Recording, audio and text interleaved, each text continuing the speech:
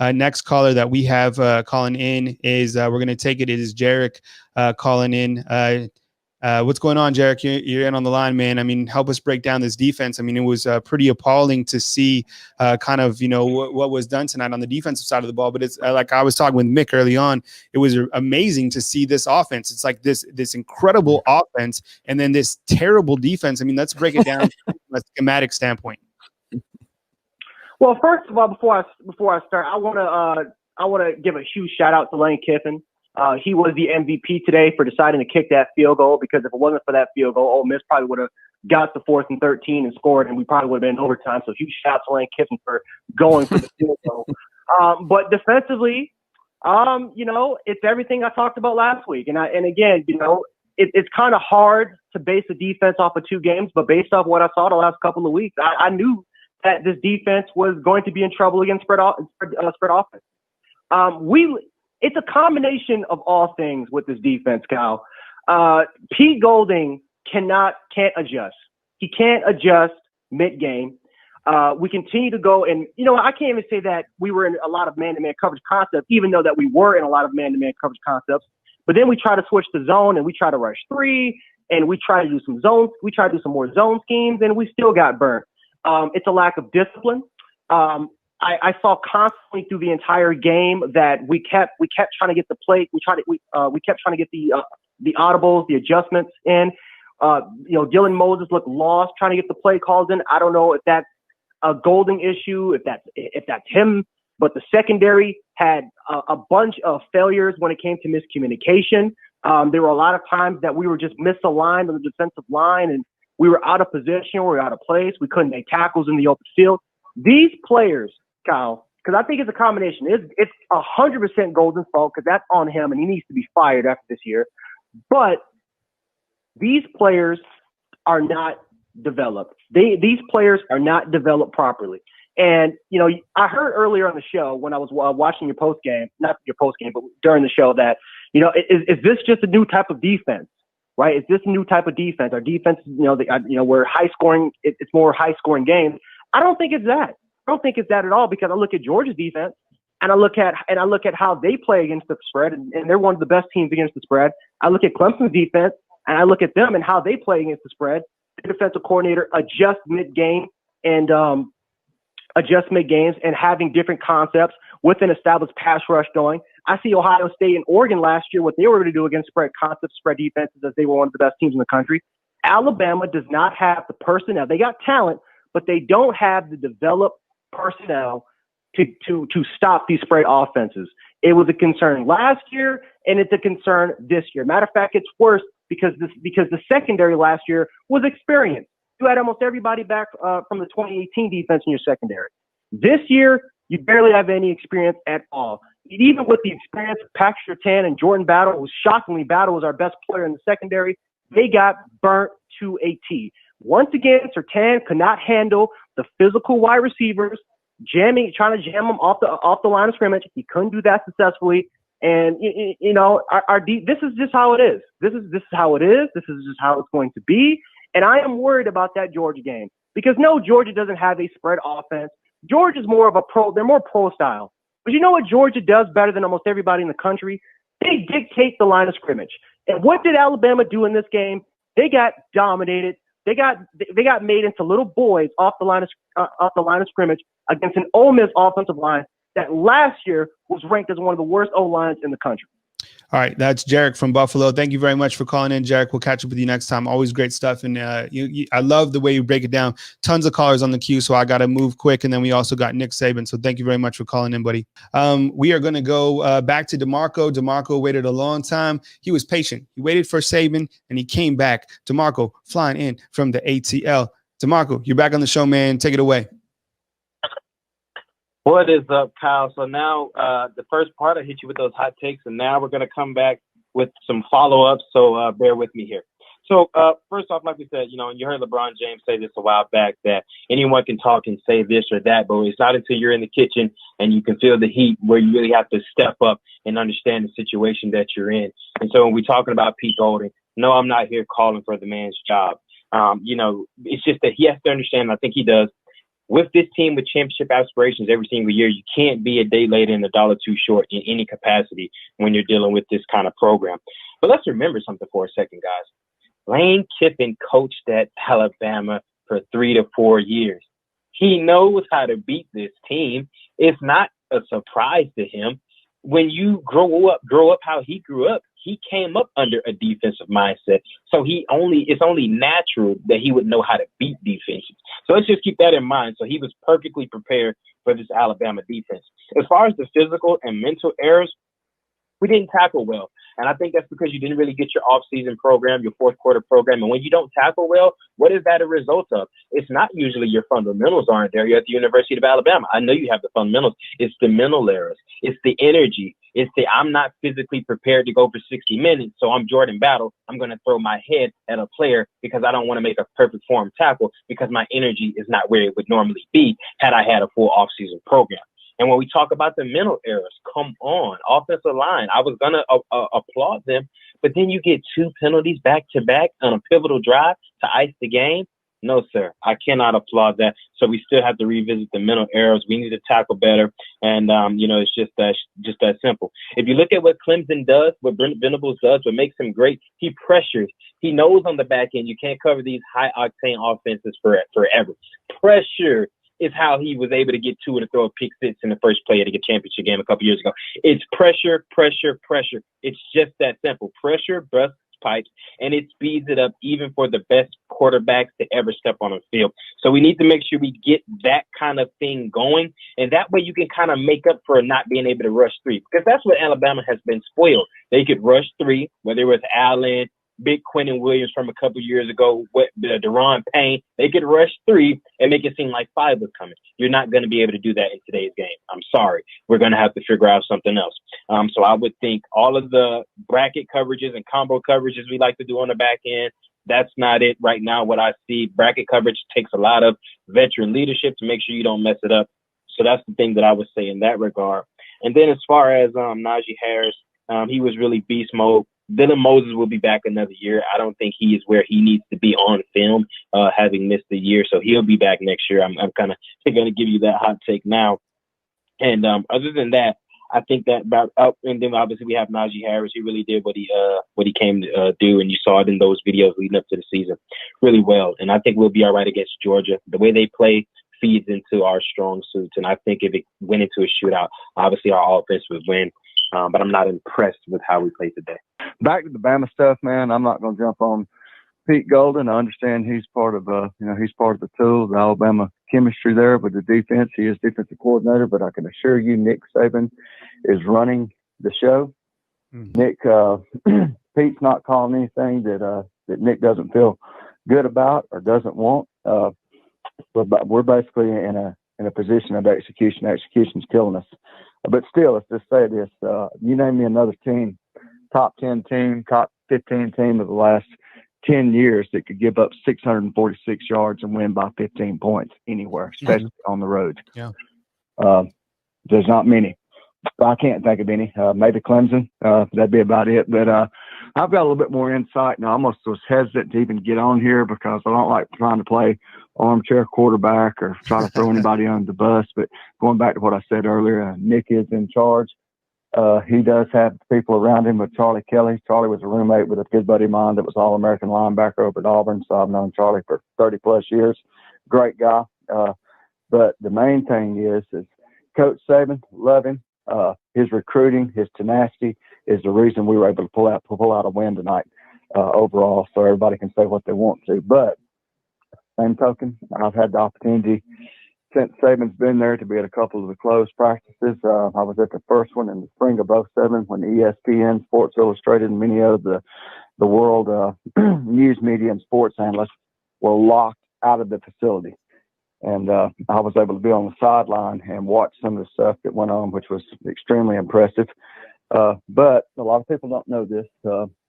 Our defensive schemes are so complicated, and I'm speaking on behalf of basically what we do. If you'll notice, and if you'll go back and just think through your mind the last 10 or 12 seasons with Coach Saban being there, how many times have we seen the offense be ready? We're on defense, and our players half a second before the ball snap are still looking at the sideline. Yep. Defensive linemen, linebackers, outside linebackers. This is the reason why, guys. When we call a defense, Coach Saban or whoever the defense coordinator is, whenever that offense audibles or they motion, yep, or they go wildcat, or they go double tight ends over, they show a power formation, they may change 3 times before that ball snaps because we adjust. Every time they do that, everybody on Alabama's defense, all 11 guys, has a different responsibility. At that time, I don't know if they're still doing it because of Kirby being at Georgia now, Lane being on the staff. I'm sure some things have changed. They call out a city name, whether it's Birmingham, Denver, San Francisco. San Francisco may be for the 2 interior defensive tackles. sure, The defensive ends may be Chicago. mm-hmm, And it's at a point to where if you watch us, a lot of times we see guys with great instinct, and we've got them. Dylan Moses, very, very good, attacks the ball, great athlete, even with the knee injury. He looks good, but I'm concerned that Dylan has some confidence issues. I don't know if it's about his draft stock coming up with that, but hey, man, let's take that knee. Let's put a knee brace. He's not even playing with a knee brace. Yeah. Maybe we slap that on. That gives him the confidence to be able to get in there and mix it up and react quicker.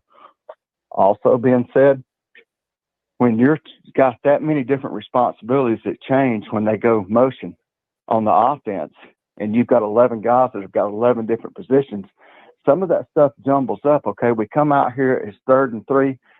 They walk up showing a base offense for this. He just audibled out twice.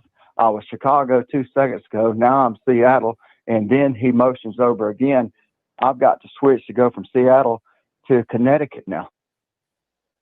How confusing is that? yeah, no. I think, I mean, sometimes when I watch Pete Golding, sometimes when I see him working with the linebackers, it's almost like, because if you've seen him talk, I mean, he's such a schematics guy. He goes Sure. on and on and on and really tries to like over explain. And if you look at the players, this is what they look like. They're completely scared. They're going to make a mistake. Exactly. They're not and get chewed out because they blow an assignment. Exactly. And you know who's not playing like that is the younger guys, because they're not even thinking that much. They're not overthinking. Point is William Anderson. Okay. He's just playing fast. Mm-hmm.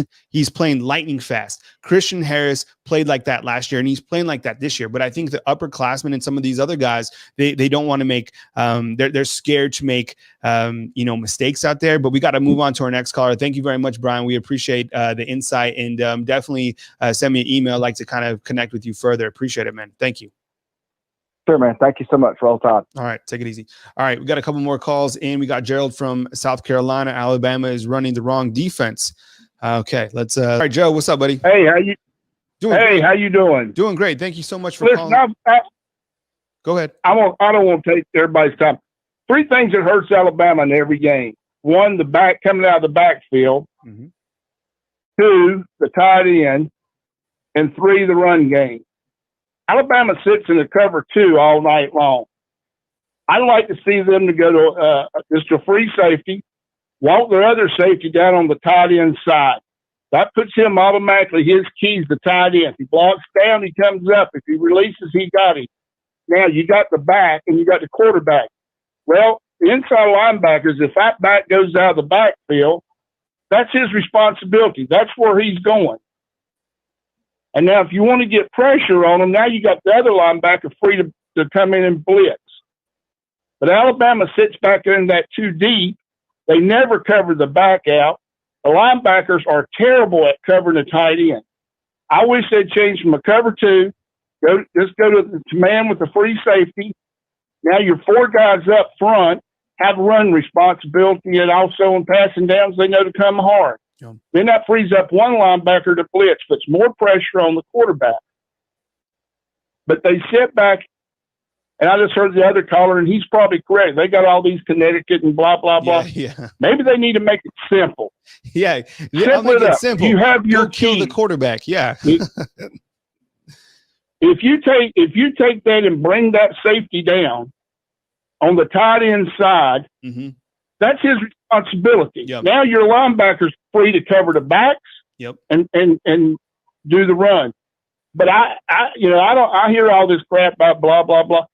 I don't know. Maybe the defense is too complicated.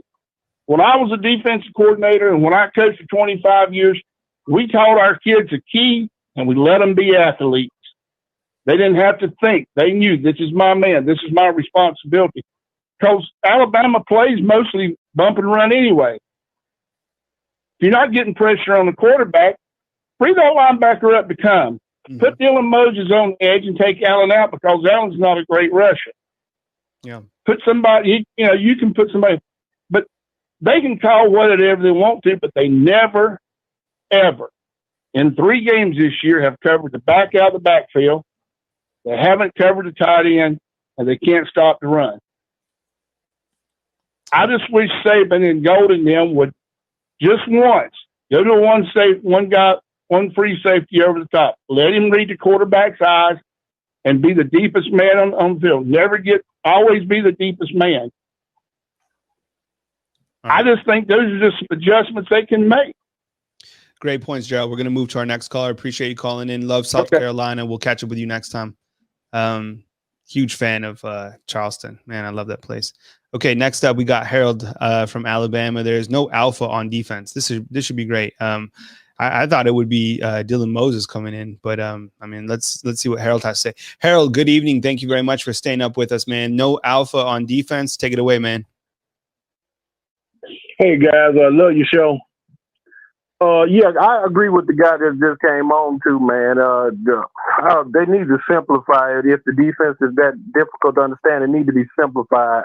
Just like Auburn's defensive coordinator Steele, when he came in, he simplified it and let them just play. Mm-hmm. And that's what needs to be done here. But there is no alpha on that defense, no leader, nobody out there that says, hey, I will make a stop. Mm-hmm. There's nobody out there. If you watch them, they're all a bunch of followers. No, you just don't see it, man. You don't see that testosterone. You don't see it. I want to hit somebody. You just don't see it. Everybody's playing kind of, and the middle is soft, man. They couldn't tackle my grandma, and she did. I mean, the middle is soft, man. You got DJ, whatever your name, playing that nose tackle, man. He's getting pushed around like a teddy bear now, man. They 2 yards off the line every time I look, man. You cannot win on defense if you can't stop the run, and it is just not being stopped. And everybody's saying about Pete Golden, man, about they don't want to call for a job. I ain't gonna say what I'm thinking, man, but I'm one saying he need to be fired, bro. If you're gonna put somebody in there, everybody's saying Charlie Strong. I think Sal Sincere should be given the chance to be the defensive coordinator, man, because he has been at Bama. He knows Bama. He is Bama.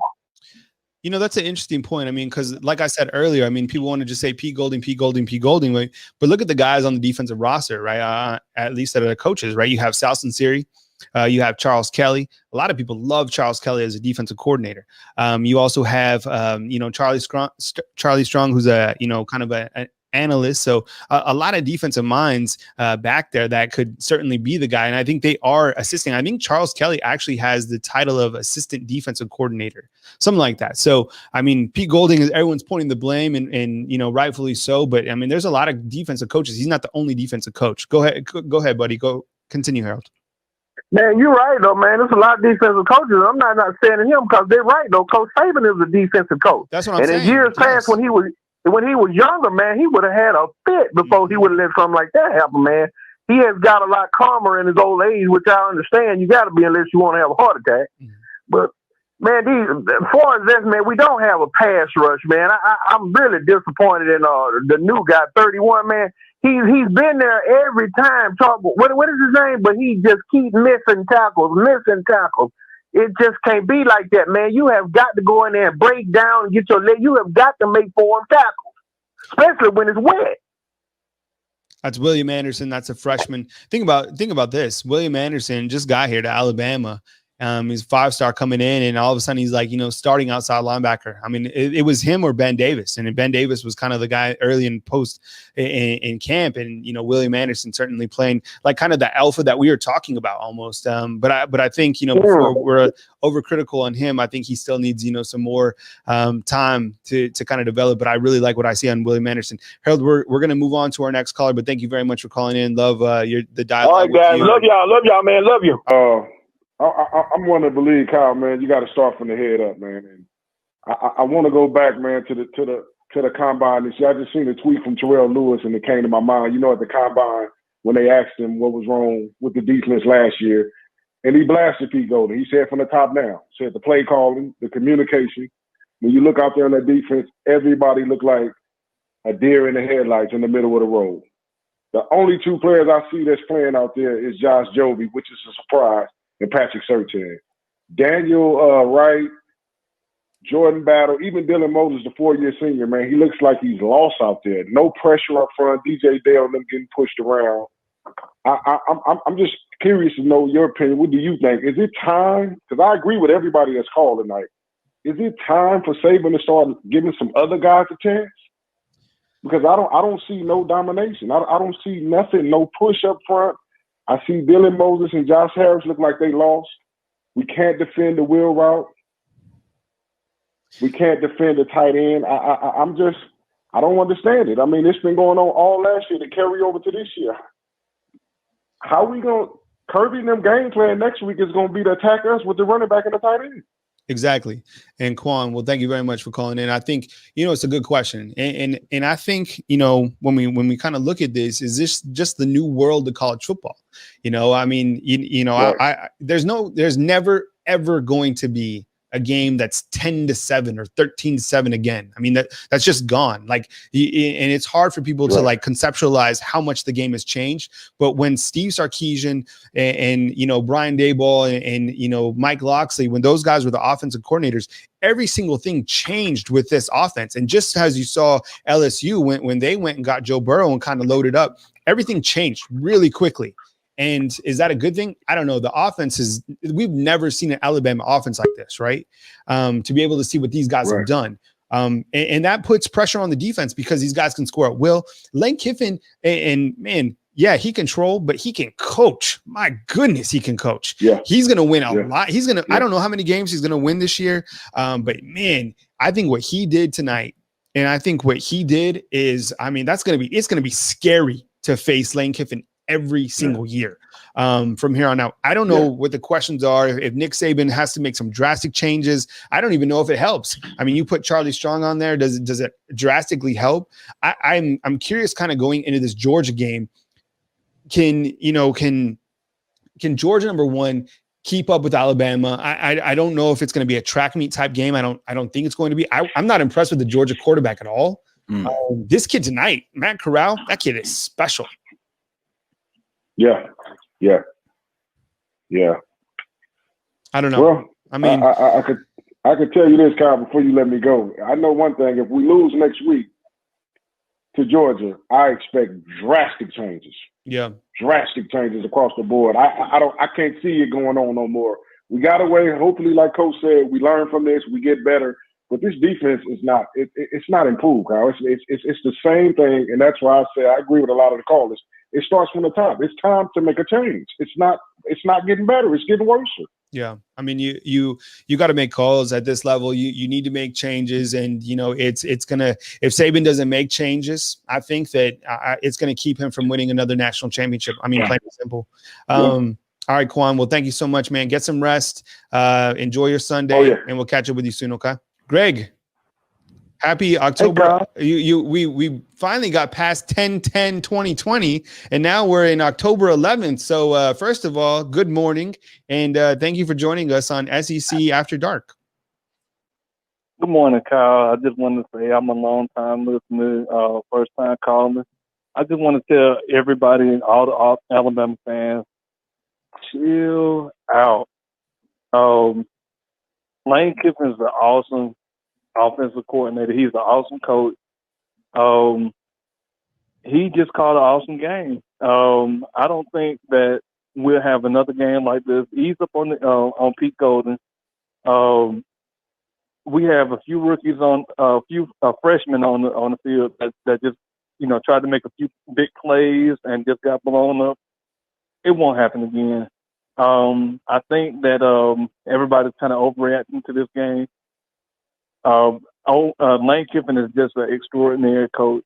He knows how to play Bama. He knows how to, what to expect from, from our offense. We knew that this was going to be a shootout, and everybody's just overreacting. I think that Georgia won't be able to play us like this. I don't even think Clemson would be able to play us like this if we were lucky enough to make it to the playoff.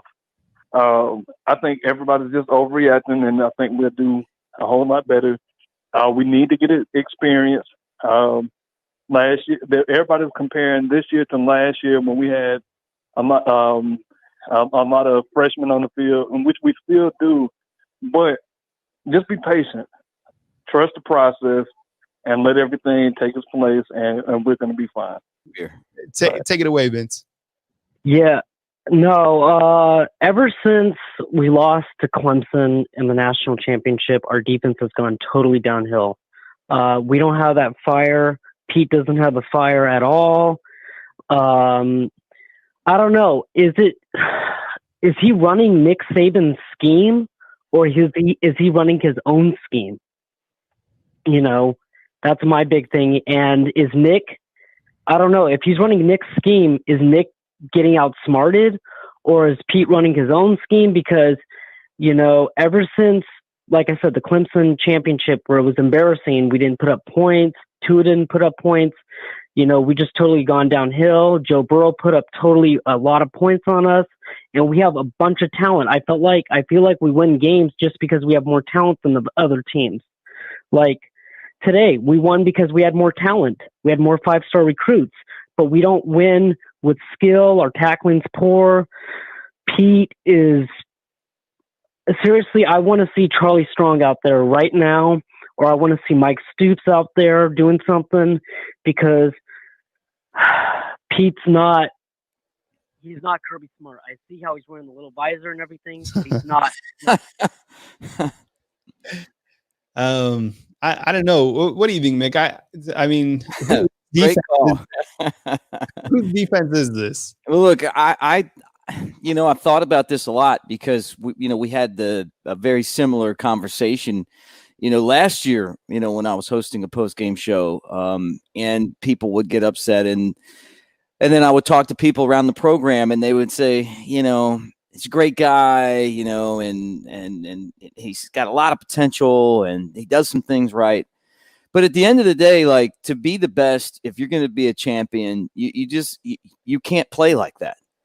And like I said before, like, the accountability falls on the defensive coordinator. He's in charge of the defense, and it may not even be his fault. I mean, he's not out there missing tackles. He's not out there, not rushing the quarterback. But at the same time, that's his unit, and the way that they've played, at least today, was just absolutely eye-opening. I mean, there's no other word for it. And I do think that other teams are going to be able to take advantage of this. I mean, look, the conditions weren't great. It was a road game. It was windy. It was raining. It was a hurricane. I don't know. Like, it wasn't officiating.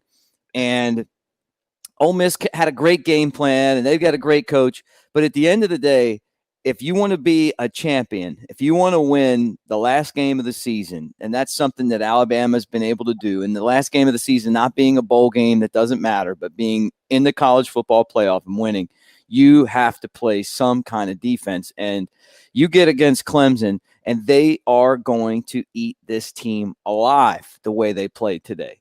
And they beat Alabama's great defenses. And they got the best or the second best quarterback in football.